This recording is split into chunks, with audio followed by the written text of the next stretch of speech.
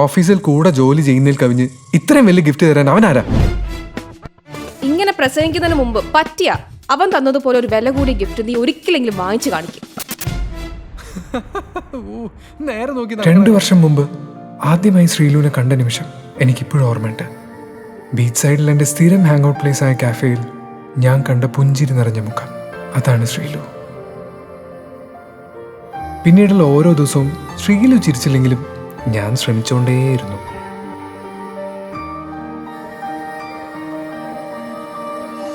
ഒരു നാൾ അവളും തിരിച്ചു ചിരിച്ചു. പരസ്പരം കാണാൻ വേണ്ടി മാത്രം ഞങ്ങൾ ഓരോ കാരണങ്ങൾ കണ്ടെത്തി.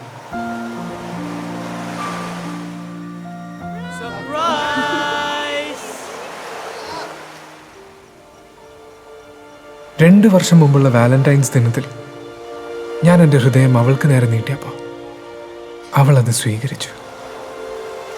ഞങ്ങളുടെ സുഹൃത്തുക്കളെ സാക്ഷിയാക്കി ഞങ്ങൾ ഒരുമിക്കാൻ തീരുമാനിച്ചു. കേരളത്തിലെ ഏറ്റവും വലിയ ധനിക കുടുംബങ്ങളിൽ ഒന്നായ ഇന്ദ്രപ്രസ്ഥം തറവാടിലെ ദേവേന്ദ്രവർമ്മയുടെ ചെറുമകൻ ഋഷിൻ വർമ്മയാണ് ഞാൻ. എന്നാൽ അതുവരെ ഞാൻ ആരാണ്, എൻ്റെ കുടുംബം എന്താണ് എന്ന് ഞാൻ അവളോട് പറഞ്ഞിരുന്നില്ല.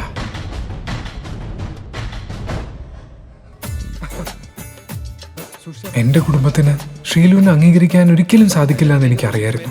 അതുകൊണ്ട് തന്നെയാണ് ഞാൻ അവളെ രജിസ്റ്റർ മാരേജ് ചെയ്യാൻ തീരുമാനിച്ചത്. കല്യാണശേഷം അവളോടെല്ലാം തുറന്നു പറയാമെന്നാണ് ഞാൻ കരുതിയത്. പക്ഷേ എൻ്റെ എല്ലാ പദ്ധതികളും ഞാൻ പോലും അറിയാതെ തകർന്നു. ഒരു മിനിറ്റ്, ഇപ്പൊ വരെ. ഹലോ. സ്വന്തം ഇഷ്ടപ്രകാരം നീ ചെയ്യുന്ന ഓരോ പ്രവൃത്തിയുടെയും ഫലം നീ സ്വയം അനുഭവിക്കേണ്ടി വരുമെന്ന് ഞാൻ നേരത്തെ പറഞ്ഞിട്ടുള്ളതാണല്ലോ. നിന്റെ സമ്പാദ്യം മുഴുവൻ എന്നോട് ചോദിക്കാതെയാണ് നീ സ്റ്റോക്ക് മാർക്കറ്റിൽ കൊണ്ട് നിക്ഷേപിച്ചത്. തന്നിഷ്ടം പോലെ ചെയ്തതിൻ്റെ ഫലം എന്താണെന്ന് നിനക്കറിയണ്ടേ? നീ ഒരു ഡൂക്കിലി കമ്പനിയുടെ ഷെയർ വാങ്ങിക്കൂട്ടിയില്ലേ? ആ കമ്പനി പൊട്ടി. സ്വന്തമായി 1 രൂപ പോലും സമ്പാദ്യമില്ലാത്ത ഒരു ദരിദ്രനാണ് നീ ഇന്ന്. ഇന്ദ്രപ്രസ്ഥം കുടുംബത്തിൽ ഇനി നീ ഒരു അംഗമല്ല. നിനക്കും മറ്റാരും അറിയാതെ നീ കല്യാണം കഴിച്ചു കൊണ്ടുവന്ന ആ പെണ്ണിനും ഇനി ഈ വീട്ടിൽ സ്ഥാനമില്ല.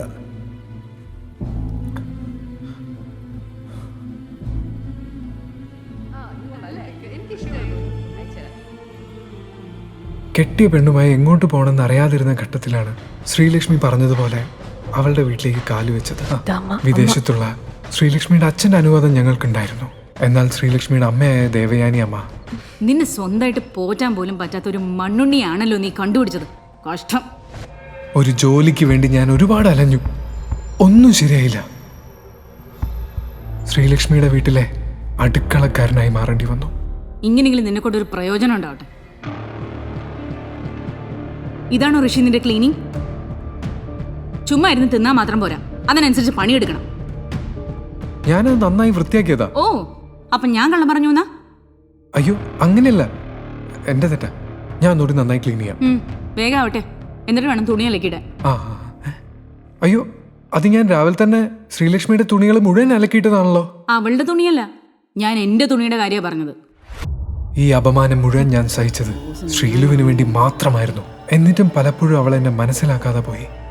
അമ്മ എന്നെ വഴക്ക് പറയുമ്പോഴും വീട്ടുജോലി ചെയ്യിപ്പിക്കുമ്പോഴും അവൾ മൗനമായി കണ്ടു നിന്നു.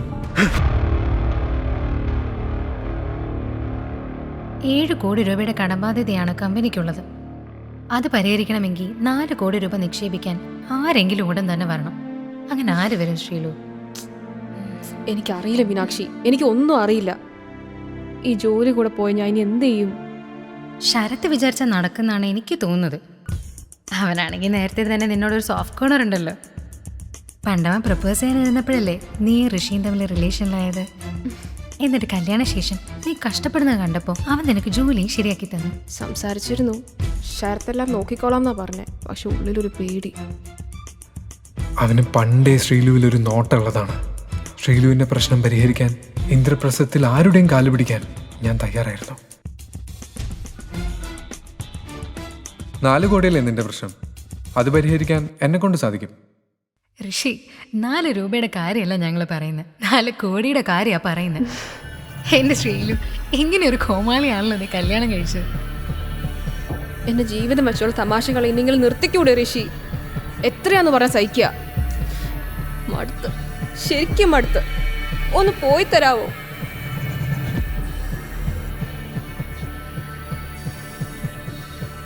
എന്റെ ശ്രീലു, ആ കഴുതി ഡിവോഴ്സ് ചെയ്യാൻ ഞാൻ നിന്റെ അമ്മേനെ എത്ര തവണ പറഞ്ഞതാ. എന്തിനാണ് ഇതുപോലെ ഒരു ഭാരം നീ ഇനിയും ചുമക്കുന്നത്? കഴുതല്ലേ, ഈ പറയുന്നത് മാറ്റി പറയുന്നൊരു ദിവസം വരും. അന്ന് എന്നെ ആദരവോടുകൂടി നോക്കുന്നവരിൽ നീയും കാണും മീനാക്ഷി. മീനാക്ഷി പറയുന്നതാണ് ശരി. ഋഷി ഇപ്പോൾ വെറും ഒരു കോമാളിയായി മാറിയിരിക്കുന്നു. ശ്ശേ.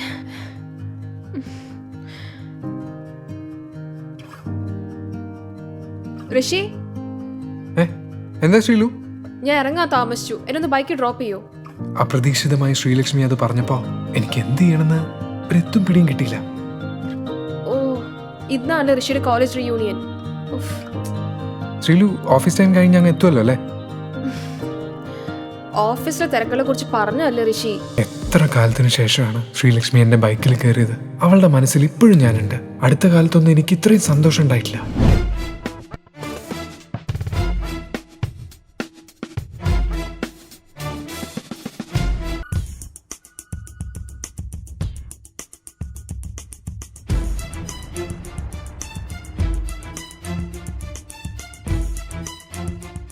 Hey, good morning, Sri Lakshmi. Hi, good morning. Looking great.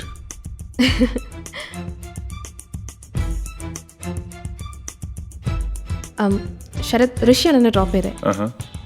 ഹേ, Hi. ഇതുപോലെ 3rd class ബൈക്കിലാണോ കമ്പനി സിഒ ശ്രീലക്ഷ്മി ഓഫീസിൽ വരുന്നത്? മോശം.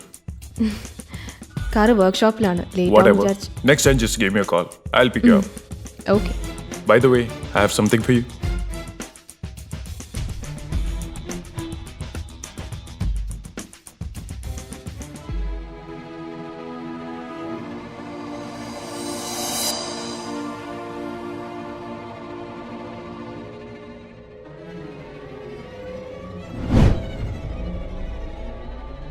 This is for me? പിന്നെ അല്ലാതെ. Are you sure? Did you like it? I love it. Thank you so much. എനിക്ക് ഇത്രയും വില കൂടി ഗിഫ്റ്റ് ആരും തന്നിട്ടില്ല. ഞാനോടുള്ളപ്പോൾ മറ്റൊരാളിൽ നിന്ന് ഗിഫ്റ്റ് പ്രതീക്ഷിക്കുന്നത് എന്തിനാ? Anyway, we'll catch up later. I have some work to do. രക്ഷിക്ക് പിന്നെ പോയിട്ട് പ്രത്യേകിച്ച് പണിയൊന്നും കാണില്ലല്ലോ അല്ലേ? ഓ സോറി, അടുക്കളപ്പണി കാണുമല്ലോ അല്ലേ? പെട്ടെന്ന് വിട്ടോ, വീട്ടിൽ ചെന്നിട്ട് ചോറും കറിയും വെക്കാനുള്ള അല്ലേ? സമയങ്ങളെ ബൈ.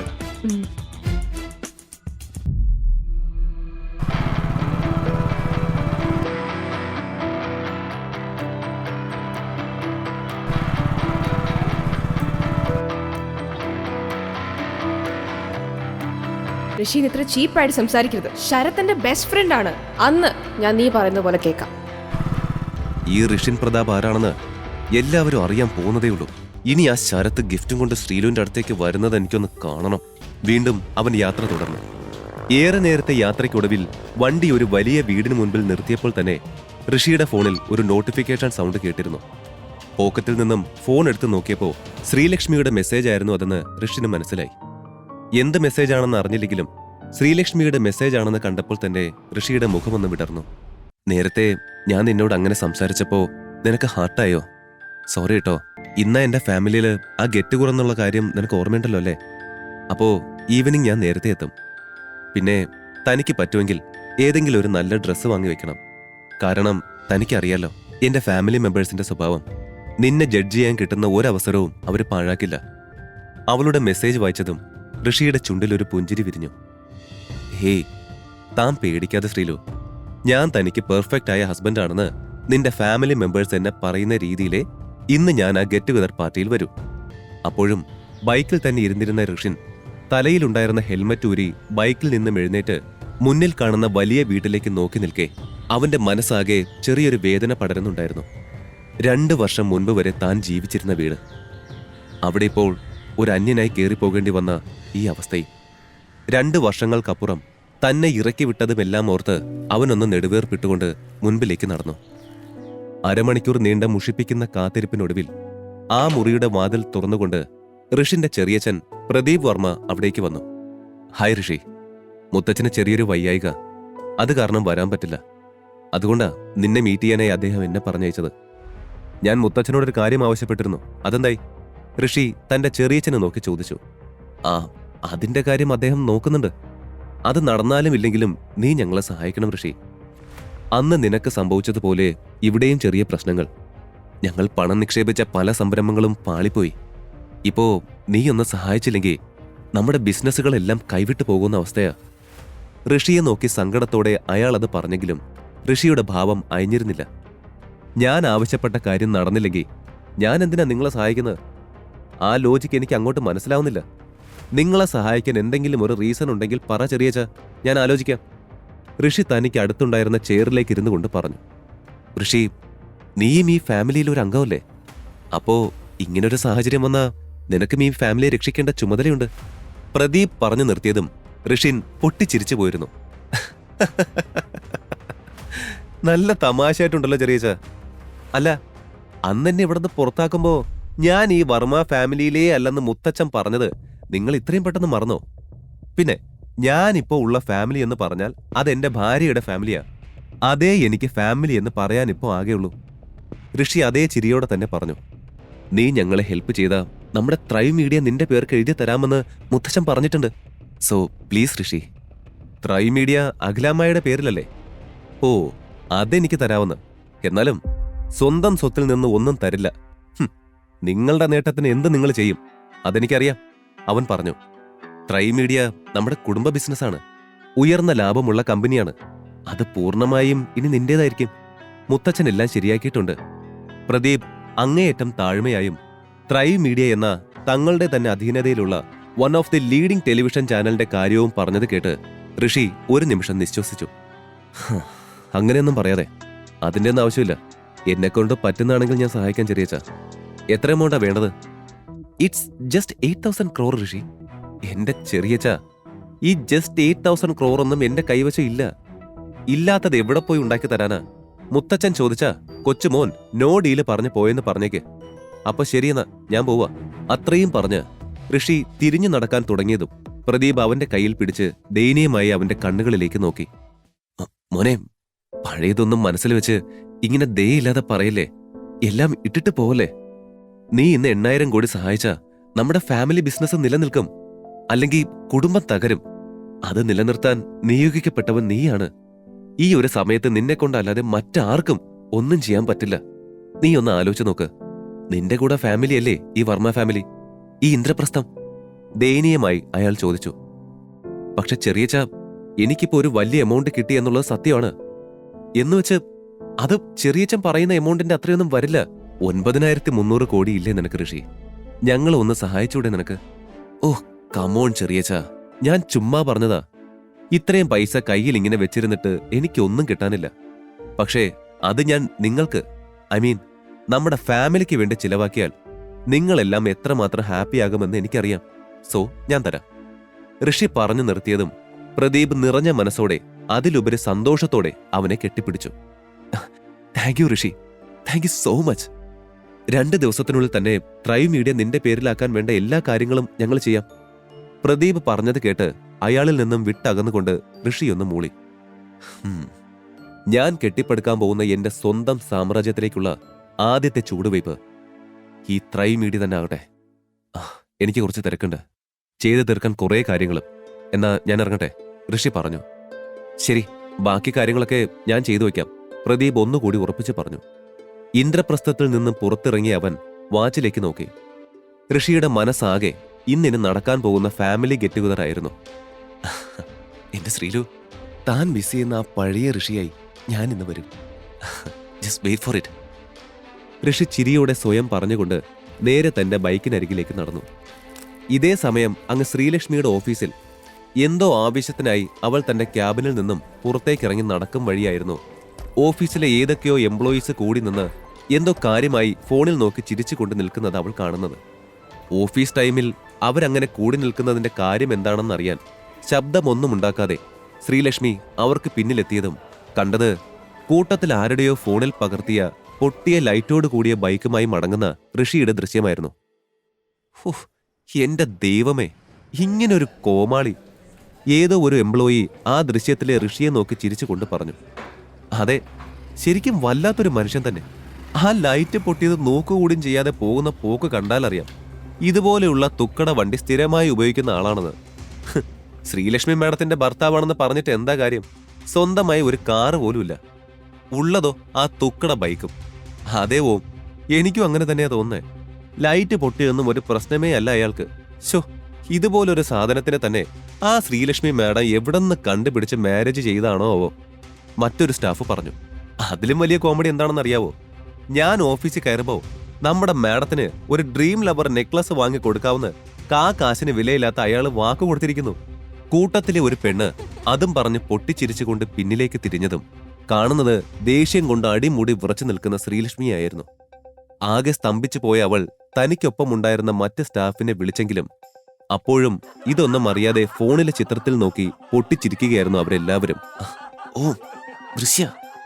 അവരുടെ ചിരി നിൽക്കില്ലെന്ന് കണ്ടതും ശ്രീലക്ഷ്മിയെ കണ്ട ആ പെണ്ണ് ശബ്ദം താഴ്ത്തി ചിരിച്ചുകൊണ്ടിരിക്കുന്നവരെ വിളിച്ചു. പല്ലവി, നീ ഇത് നോക്ക്. സെക്കൻഡ് ഹാൻഡ് ബൈക്കാണ് ആ ഇഡിയറ്റിൻ്റെതെന്ന് തോന്നുന്നു. പുതിയതൊന്നും വാങ്ങാൻ പോലും ഗതിയില്ലെന്നും തോന്നുന്നുണ്ട്. ഓഫീസിൽ ആർക്കും ഇങ്ങനൊരു ബൈക്ക് ഞാൻ കണ്ടിട്ടില്ല. അവളുടെ വിളി കേട്ട് അതും പറഞ്ഞു തിരിഞ്ഞ ആ സ്റ്റാഫും മറ്റുള്ളവരും തങ്ങളുടെ പിന്നിലായി കൈ മാറിൽ പിണഞ്ഞു കെട്ടി നിൽക്കുന്ന ശ്രീലക്ഷ്മിയെ കണ്ടതും ഒന്ന് ഞെട്ടി. അവരുടെ ചിരി പെട്ടെന്ന് നിന്നു. Sorry ma'am, we never meant to. ഇപ്പോ സമയം 3:30 മാം. Is in this work time for you all? ശ്രീലക്ഷ്മിയുടെ കലിപ്പിച്ചുള്ള ചോദ്യം വന്നതും അവരെല്ലാം എന്ത് പറയുമെന്നറിയാതെ പരസ്പരം നോക്കി. എന്താ, ഞാൻ ചോദിച്ചതിന് ഉത്തരമില്ലേ? ഇത് വർക്കിംഗ് അവർ ആണോ അല്ലയോ? വർക്കിംഗ് അവറാണ് മാം. ആണെങ്കിൽ പിന്നെ നിങ്ങൾ എന്താ ഇവിടെ ചെയ്യുന്നത്? ശ്രീലക്ഷ്മിയുടെ ചോദ്യം കേട്ട് തപ്പി തടഞ്ഞുകൊണ്ട് അവിടെ ഉണ്ടായിരുന്നവർ എന്തോ പറഞ്ഞു തുടങ്ങിയതും ശ്രീലക്ഷ്മി ദേഷ്യത്തോടെ 5 സെക്കൻഡിൽ എല്ലാവരും തിരികെ നിങ്ങളുടെ സീറ്റിലേക്ക് പോയില്ലെങ്കിൽ പിന്നെ അവിടേക്ക് ഒരിക്കലും പോവേണ്ടി വരില്ല.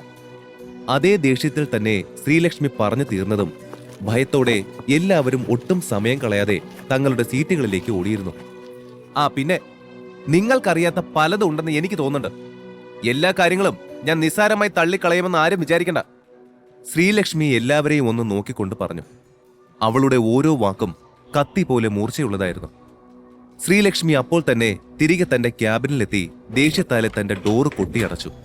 എനിക്കറിയാം ഋഷി, നീ അവര് പറയുന്ന പോലെ ഇടിയിട്ടൊന്നും അല്ലെന്ന്. എന്നിട്ട് എന്തിനാ എല്ലാവരും നിന്നെപ്പറ്റി ഇങ്ങനെയൊക്കെ പറയുന്ന? എനിക്കൊന്നും സഹിക്കുന്നില്ല ഋഷി. എനിക്ക് നിന്നെ ആ പഴയ ഋഷിയായി തിരികെ വേണം. എനിക്കാവുന്നില്ല ഋഷി, ഇതൊന്നും കേട്ടുകൊണ്ടിരിക്കാൻ എനിക്കാവുന്നില്ല. ശ്രീലക്ഷ്മി അവിടെ തല ചായച്ചുകൊണ്ട് സ്വയം പറഞ്ഞുകൊണ്ടിരുന്നു.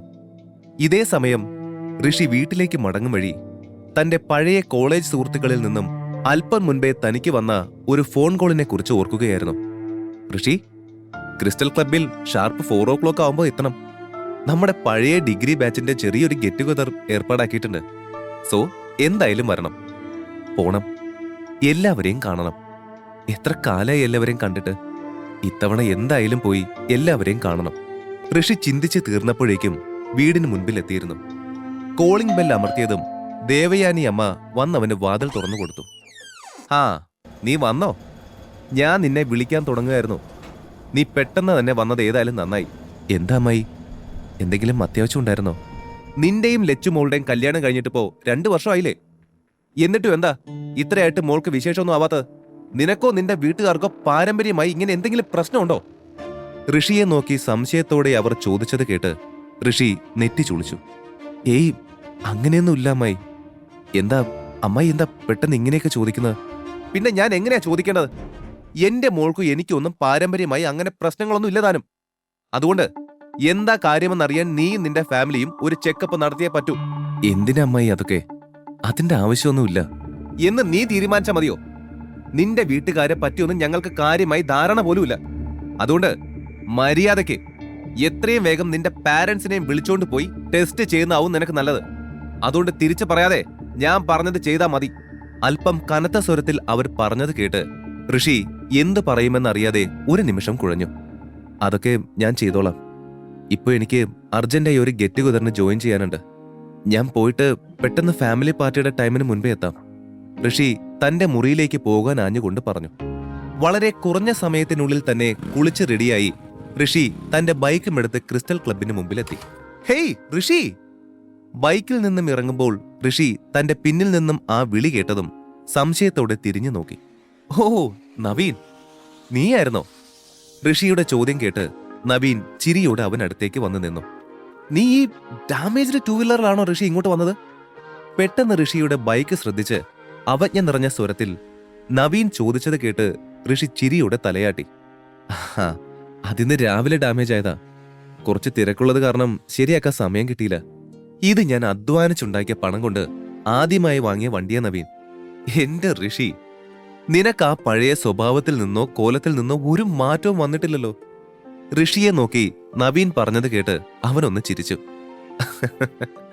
അതിപ്പോ നീയും മാറിയിട്ടില്ലല്ലോ നവീൻ. ഇപ്പോഴും അന്നത്തെ പോലെ തന്നെ ഹാൻസം ആൻഡ് സ്റ്റൈലിഷ് യങ് മാനായ ഇപ്പോഴും നീ നിൽക്കുന്നത്. പിന്നെ നിന്റെ കാറും സ്റ്റൈലിഷാണ്.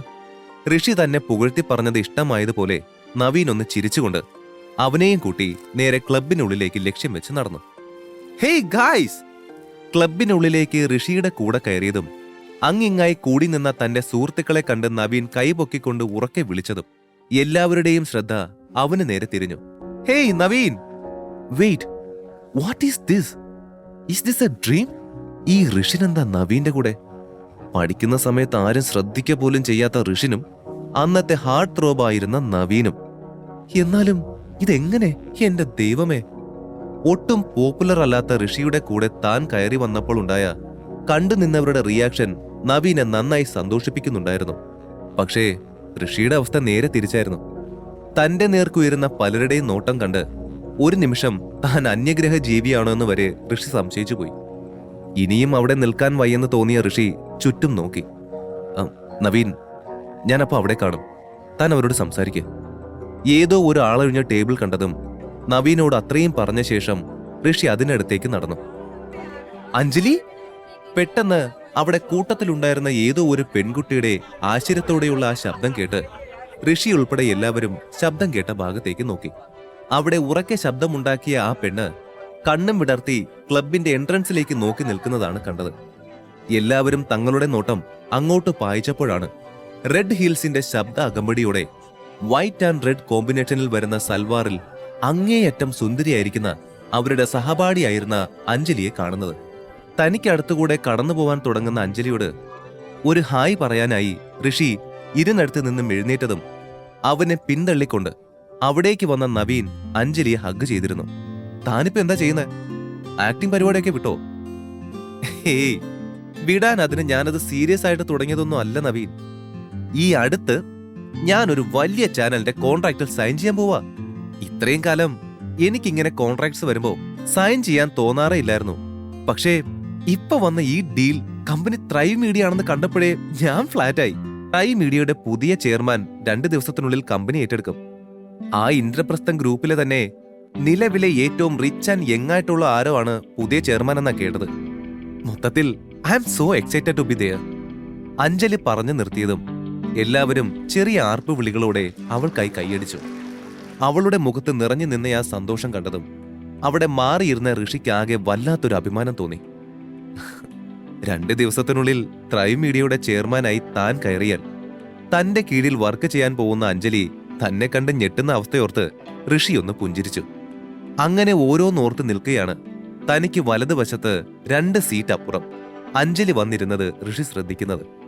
എന്തെങ്കിലും ചോദിച്ചുകൊണ്ട് അഞ്ജലിയോട് ചെറിയ തോതിലെങ്കിലും സൗഹൃദം സ്ഥാപിക്കാനെന്ന ലക്ഷ്യത്തോടെ ഋഷി അവൾക്ക് നേരെ തിരിഞ്ഞു. അഞ്ജലി, ത്രൈവ് മീഡിയയിൽ ജോയിൻ ചെയ്യണോ? അവിടെ എന്താ ആവശ്യമുണ്ടെങ്കിൽ എന്നോട് പറയണം. Excuse me, who are you? അപ്പൊ നിനക്കും അറിയില്ലേ? എടാ ഋഷി, നിന്നെ അറിയുന്ന ആരെങ്കിലും ഉണ്ടോടാ ഇവിടെ? ഇത് ഋഷിൻ, നമ്മളെ കൂടെ കോളേജിൽ പഠിച്ചിരുന്നു എന്ന് പറയപ്പെടുന്നു ഋഷിൻ. ആരായാലും എന്താ, വലിഞ്ഞു കയറി അടുത്ത് വന്നിരിക്കുമ്പോൾ മിനിമം പെർമിഷൻ ചോദിക്കാനുള്ള ഒരു മര്യാദ വേണ്ടേ? പ്ലീസ് ഒന്ന് എഴുന്നേറ്റ് പോവാവോ? ഞാൻ ഭയങ്കര അൺകംഫർട്ടബിൾ ആണ്. ആരാടാ ഇവനെ പോലെ ഉള്ളമാരൊക്കെ റീയൂണിയൻ വിളിക്കുന്നത് അല്ലേ? ഞാൻ എന്ത് തെറ്റ് ചെയ്തിട്ടാ ദൈവമേ എന്നോട് മാത്രം എല്ലാവരും ഇങ്ങനെ? എന്നെ ഈ ലോകം അംഗീകരിക്കുന്ന ഒരു ദിവസം ഒരിക്കലും ഉണ്ടാകില്ലേ?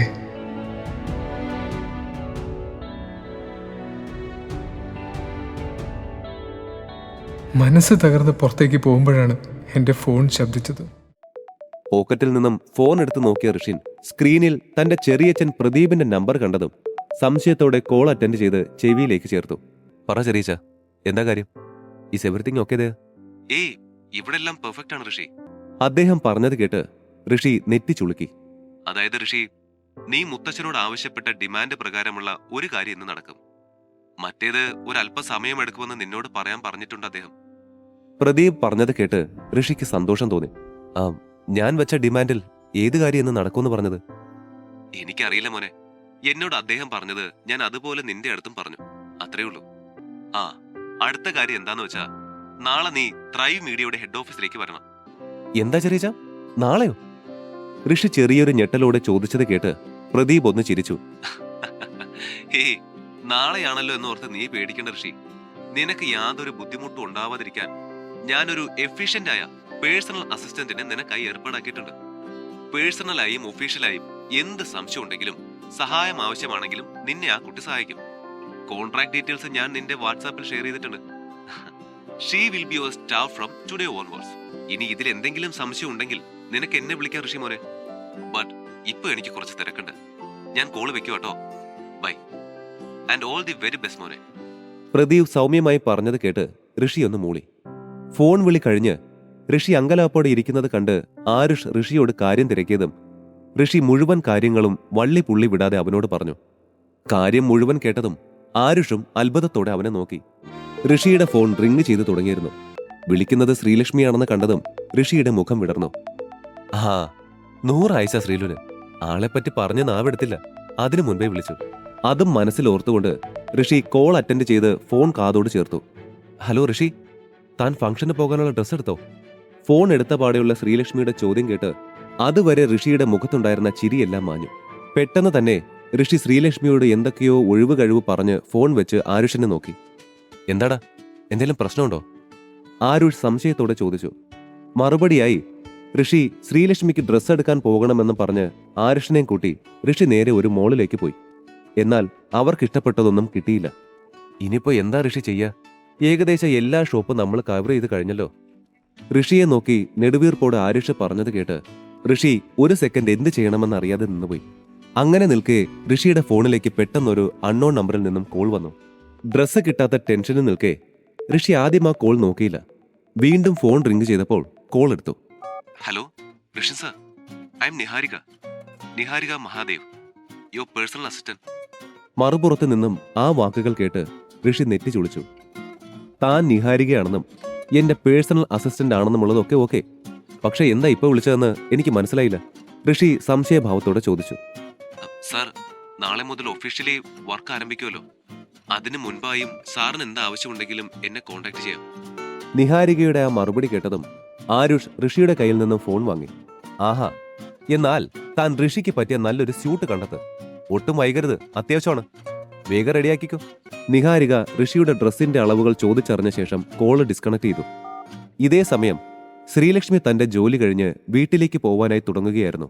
അപ്പോഴാണ് റിസപ്ഷനിൽ തന്റെ വരവും കാത്തു നിൽക്കുന്ന ഒരു ബ്ലാക്ക് സൂട്ട് ധരിച്ചയാളെ ശ്രീലക്ഷ്മി കാണുന്നത്. ശ്രീലക്ഷ്മി മാഡം അല്ലേ? ശ്രീലക്ഷ്മി നടന്ന് തനിക്ക് സമീപത്തെത്തിയതും അയാൾ ചോദിച്ചു. അതെ, എന്താ കാര്യം? ശ്രീലക്ഷ്മി അയാളോട് ചോദിച്ചു. മാഡത്തിന് ഇത് തരാൻ ഞങ്ങളുടെ സാറ് പറഞ്ഞു. കയ്യിലുള്ള റെഡ് ബോക്സ് അവൾക്ക് നേരെ നീട്ടിക്കൊണ്ട് അയാൾ പറഞ്ഞത് കേട്ട് കാര്യം മനസ്സിലാവാതെ ശ്രീലക്ഷ്മി ആ ബോക്സിലേക്കും അയാളെ മാറി മാറി നോക്കി.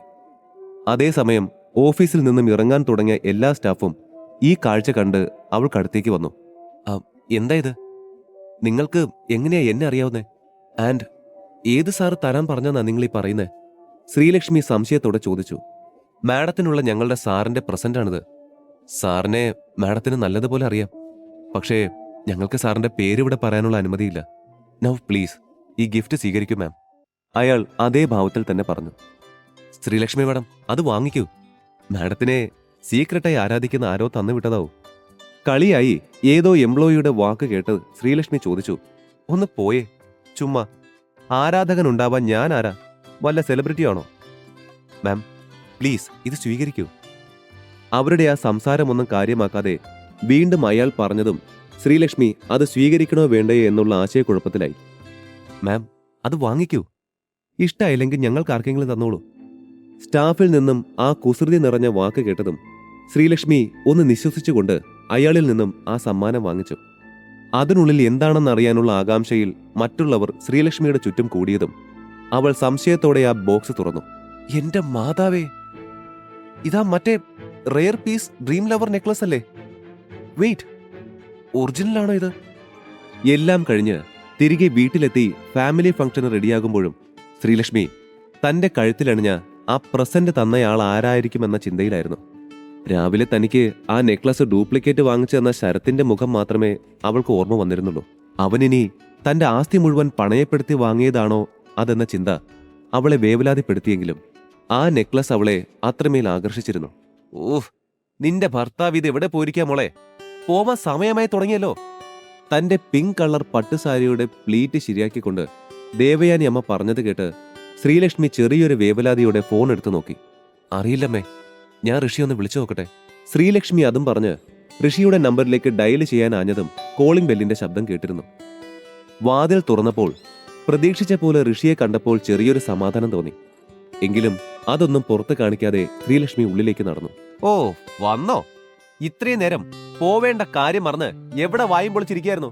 ഋഷിയെ നോക്കി പുച്ഛം നിറഞ്ഞ സ്വരത്തിൽ ദേവയാനി ചോദിച്ചത് കേട്ടെങ്കിലും ഋഷിയുടെ ശ്രദ്ധ മുഴുവൻ ചെറിയ പരിഭവത്തോടെ തന്നെ നോക്കുന്ന ശ്രീലക്ഷ്മിയുടെ കഴുത്തിലായിരുന്നു.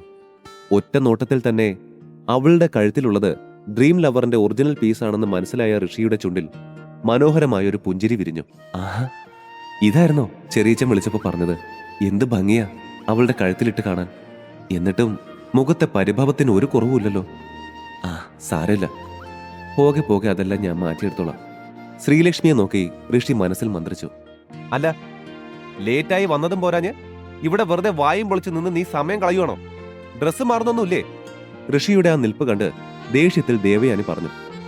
അത് കേട്ട് ഋഷി പെട്ടെന്ന് അവളോട് 5 മിനിറ്റെന്നും പറഞ്ഞ് റൂമിലേക്ക് ഓടി. അല്പസമയത്തിനുള്ളിൽ തന്നെ റെഡിയായി പുറത്തേക്ക് വന്നു. ഋഷിയുടെ പുതിയ സ്യൂട്ട് കണ്ട് ശ്രീലക്ഷ്മിയും ദേവയാനി അമ്മയും ഒരു നിമിഷം അമ്പരന്ന് നിന്നു. ഹോ, ആദ്യമായിട്ട് നീ നല്ലൊരു വേഷത്തിൽ വന്നല്ലോ. ഇതിൽ പര അത്ഭുതം ഇനി നടക്കാനില്ല. ദേവയാനി അമ്മ പറഞ്ഞത് കേട്ട് ഋഷി ഒന്ന് ചിരിച്ചു. ഇതിൽ പരമുള്ള അത്ഭുതങ്ങൾ നിങ്ങൾ കാണാനിരിക്കുന്നതേ ഉള്ളൂ അമ്മായി. അല്പനേരത്തെ യാത്രയ്ക്ക് ശേഷം ശ്രീലക്ഷ്മിയുടെ കാർ വലിയൊരു വീടിന് മുൻപിൽ നിന്നു. അവരുടെ തറവാട്ടിൽ പാർക്കിങ്ങിൽ മുഴുവൻ പോഷ് കാറുകളും ഉൾവശത്ത് വില കൂടിയ വസ്ത്രങ്ങളും ധരിച്ച ആളുകളെയും കൊണ്ട് നിറഞ്ഞു നിൽക്കുകയായിരുന്നു. വീടിനുള്ളിലേക്ക് കയറി പോകുമ്പോൾ ദേവയാനിയെയും ശ്രീലക്ഷ്മിയെയും എല്ലാവരും ശ്രദ്ധിച്ച് കൈ കാണിച്ച് സംസാരിക്കുന്നുണ്ടായിരുന്നു. പക്ഷേ അവരുടെ കൂടെ തന്നെ ഉണ്ടായിരുന്ന ഋഷിയെ എപ്പോഴത്തെയും പോലെ ആരും നോക്കുന്നത് പോലും ഉണ്ടായിരുന്നില്ല. ഹേയ് ശ്രീലക്ഷ്മി, ഋഷിൻ വന്നില്ലേ? പെട്ടെന്നാണ് ആൾക്കൂട്ടത്തിൽ നിന്നും ആരോ ചോദിച്ചത്. വളരെ വിരളമായിട്ടേ ഫാമിലി ഫംഗ്ഷൻസിൽ ഋഷിയെക്കുറിച്ച് ആരെങ്കിലും അന്വേഷിക്കാറുണ്ടായിരുന്നുള്ളൂ. അങ്ങനെ അന്വേഷിക്കുന്ന ചൊറിയനായ സിദ്ധാർത്ഥായിരുന്നു അത്. ദേ അവനവിടെ, ഋഷിയെ ചൂണ്ടിക്കാണിച്ചുകൊണ്ട് ചിരിയോടെ മറുപടി പറഞ്ഞത് ദേവയാനി അമ്മയായിരുന്നു. എന്ത്? ഇത് ഋഷിയായിരുന്നോ? ഓ മൈ ഗോഡ്, ശേ, എനിക്കിവന്റെ ഈ മനുഷ്യക്കോലം കണ്ടിട്ട് മനസ്സിലായതേ ഇല്ല. ഋഷിയെ നോക്കി പരിഹാസത്തോടെ പൊട്ടിച്ചിരിച്ചുകൊണ്ട് സിദ്ധാർത്ഥ് പറഞ്ഞു. ഓ വെയിറ്റ്, നിന്റെ ഈ ഡ്രസ്സ് ഞാൻ എവിടെയോ കണ്ടിട്ടുണ്ടല്ലോ. ആ, കിട്ടിപ്പോയി. ഫുട്പാത്തിൽ 200, 300 എന്നും പറഞ്ഞ് വിൽക്കുന്ന ഊള സാധനമല്ലേ ഇത്? ഇതിന് എത്രയാ റേറ്റ്? 100, 200? ഇതിന് ഞാൻ പണം കൊടുക്കേണ്ടി വന്നിട്ടില്ല. ഋഷി സമാധാനത്തിൽ പറഞ്ഞത് കേട്ട് സിദ്ധാർത്ഥ് കണ്ണ് വിടർത്തി അവനെ നോക്കി. വാട്ട്? ഫ്രീ ആയിട്ട് തോന്നോ നിനക്കിത്? അല്ലെങ്കിൽ കടക്കാരന്റെ കാല് പിടിച്ച് കെഞ്ചിയോ നീ? സിദ്ധാർത്ഥ് ഉറക്കെ ചോദിച്ചത് കേൾക്കെ ശ്രീലക്ഷ്മിക്കും ദേവയാനി അമ്മയ്ക്കും തങ്ങളുടെ തൊലി ഉരിഞ്ഞു പോകും പോലെ തോന്നി. വാ ഋഷി, മതി, നമുക്ക് അപ്പുറത്തേക്ക് മാറിയിരിക്കാം. ഋഷി സിദ്ധാർത്ഥിനോടെന്തോ പറയാനാഞ്ഞത് കണ്ട് അവനെ തടഞ്ഞുകൊണ്ട് ശ്രീലക്ഷ്മി പറഞ്ഞു. ഹേയ്, എന്താ ശ്രീലക്ഷ്മി ഇത്? നീ എന്താ ഈ ഇട്ടിരിക്കുന്നേ? ഈ സാരിക്കൊക്കെ 5000 പോലും വരില്ലല്ലോ റേറ്റ്. ഋഷിയെ കൂട്ടി പോവാനാഞ്ഞ ശ്രീലക്ഷ്മിയോടായി സിദ്ധാർത്ഥ് പറഞ്ഞത് കേട്ട് ശ്രീലക്ഷ്മി അവനെ നോക്കി ജാളിയോടെ ചിരിച്ചു. This is so bad Sreelakshmi. നീ എന്നെ നോക്ക്, എന്റെ ഈ ഡ്രസ്സ് നോക്ക്. ഈ ഫംഗ്ഷൻ ഇടാൻ വേണ്ടി മാത്രം ഇവിടത്തെ ഒരു ഫേമസ് ബ്രാൻഡിനെ കൊണ്ട് പ്രത്യേകം ചെയ്യിപ്പിച്ച 2.5 ലക്ഷം രൂപയുടെ ഡ്രസ്സാണിത്. സിദ്ധാർത്ഥ് വലിയ ഗമയിൽ പറഞ്ഞു നിർത്തി. 2.5 ലക്ഷത്തിന്റെ സ്യൂട്ടോ? എവിടെ നോക്കട്ടെ? ഋഷി പതിയെ സിദ്ധാർത്ഥിന്റെ സ്യൂട്ടിന്റെ കോളറിൽ പിടിച്ചുകൊണ്ട് ചോദിച്ചതും ഒരൊറ്റ തട്ടായിരുന്നു സിദ്ധാർത്ഥ് അവന്റെ കൈ. ഞാൻ നിന്നോട് പറഞ്ഞു ഇതെന്ത് മാത്രം എക്സ്പെൻസീവ് ആണെന്ന്. ഇങ്ങനെ വൃത്തിയില്ലാത്ത കൈവച്ച് തൊട്ടിട്ട് അഴുക്കാക്കാതെ. അടക്കാനാവാത്ത വിധം ദേഷ്യം വന്നെങ്കിലും ഋഷി തന്റെ ദേഷ്യമെല്ലാം കൺട്രോൾ ചെയ്തുകൊണ്ട് സിദ്ധാർത്ഥിനോട് ചിരിച്ചു. താനൊരു കാര്യം മനസ്സിലാക്കണം സിദ്ധാർത്ഥ്. ലോകത്തുള്ള എല്ലാവരുടെയും ഇഷ്ടങ്ങളും കംഫർട്ടും ഒന്നായിരിക്കില്ല. ശ്രീലക്ഷ്മിയുടെ സാരി 5000 രൂപയുടെ ഓർഡിനറി വണ്ണാണ്, സമ്മതിച്ചു. ശ്രീലക്ഷ്മിക്ക് ഓവർ പ്രൈസ് വരുന്ന ഡ്രസ്സുകൾ ഇഷ്ടമല്ലെന്നേ ഉള്ളൂ. ബട്ട് ജ്വല്ലറീസ് എന്ന് പറഞ്ഞാൽ അവൾക്ക് ക്രൈസാണ്. സംശയമുണ്ടെങ്കിൽ look at Har necklace. Dream lover necklace ആണ്. ശ്രീലക്ഷ്മിയെ തനിക്കടുത്തേക്ക് ചേർത്ത് നിർത്തി ഋഷി പറഞ്ഞത് കേട്ട്, വാട്ട്, ഡ്രീം ലവറോ? അത് ഈ വേൾഡിൽ തന്നെ ആകെ കുറച്ച് പീസല്ലേ ഉള്ളൂ. ആൻഡ് 30 കോടി എന്തോ അല്ലേ അതിന്റെ പ്രൈസ്? ചുറ്റും കൂടിയ ബന്ധുക്കളിൽ ആരോ ചോദിച്ചത് കേട്ട് ഋഷി ചിരിയോടെ അതേ എന്ന് തലയാട്ടി.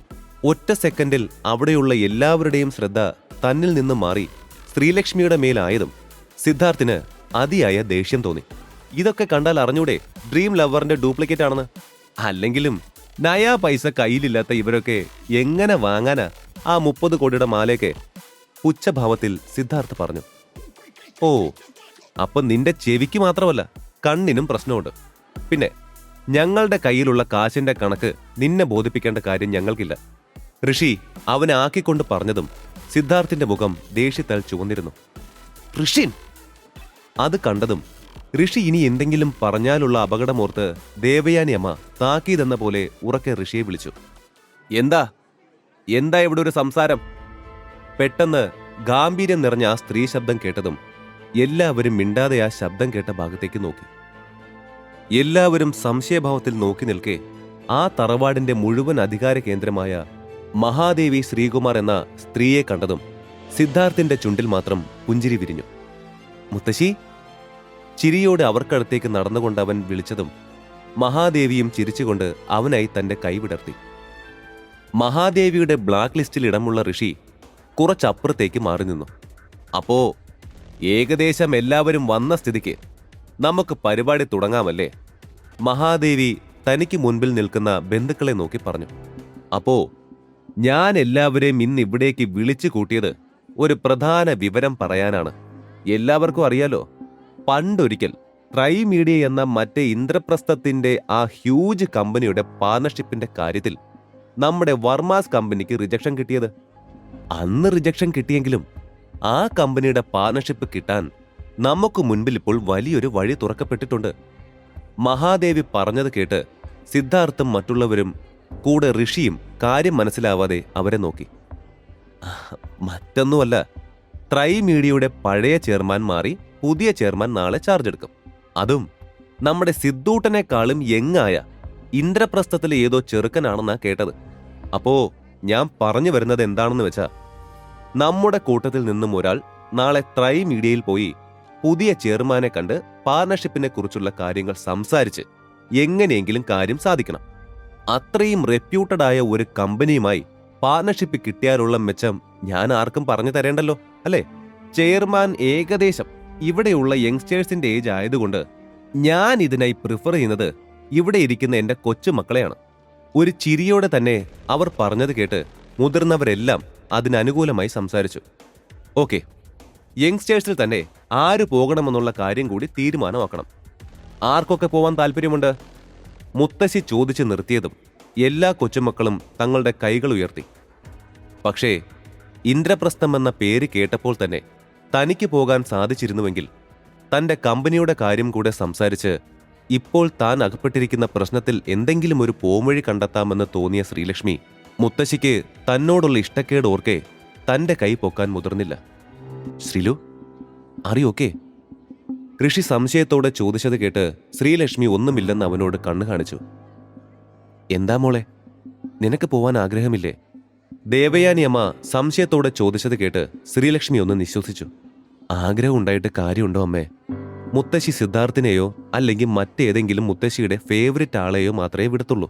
ശ്രീലക്ഷ്മി പറഞ്ഞത് കേട്ട് ഋഷി എന്തോ സംസാരിക്കാനാഞ്ഞതും മഹാദേവിയുടെ ഉറക്കെയുള്ള സംസാരം അവന്റെ ശ്രദ്ധ തിരിച്ചു. സിദ്ധാർത്ഥ് പോകുന്നതിൽ ആർക്കും പ്രശ്നമൊന്നുമില്ലെന്ന് കരുതുന്നു. മഹാദേവി പറഞ്ഞത് കേട്ട് ഉള്ളിലെ വിഷമം മറച്ചുകൊണ്ട് ശ്രീലക്ഷ്മി ഒന്ന് ചിരിച്ചു. കണ്ടോ, അവിടെ ആള് ഫിക്സായി. അതേ ഭാവത്തിൽ അവൾ പറഞ്ഞു. ആ, മുത്തശ്ശി എന്നെ സെലക്ട് ചെയ്തതിൽ ചിലർക്കെങ്കിലും വിഷമമുണ്ടെന്ന് എനിക്കറിയാം.